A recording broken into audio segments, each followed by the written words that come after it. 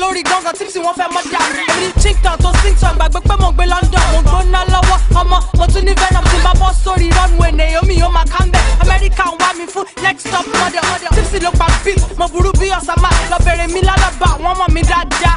Títí dé yàfa wọ́n pè mí ní màmá. Mo sórí wọn níbẹ̀ àkọlọ̀ retire. I'm a lyrical Madura Akure ambassador. Yorùbá general wọ́n náà lórí commodore. Èmi náà ní kò sọmọ náà flow mi constant.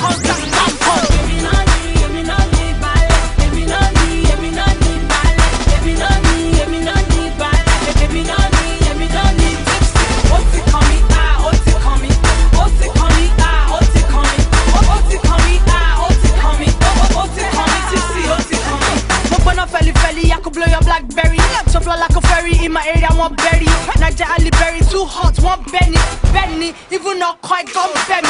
Everybody know me, go in your mommy. That one not history, now one for over me. You want wa, Emilan ferry. My business is shine me. You never carry one up for me on the debe. I want to my pembe. I'm a kiss check back.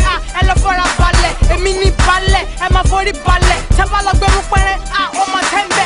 VIP don't need ID. Anywhere I be, any popping on me. Never stressing me like a BRC.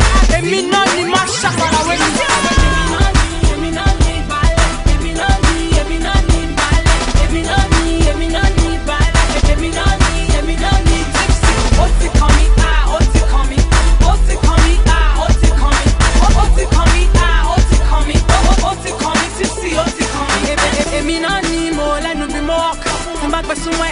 My I want big boys, want but me ching chang chang. I am my jam, I love but what done.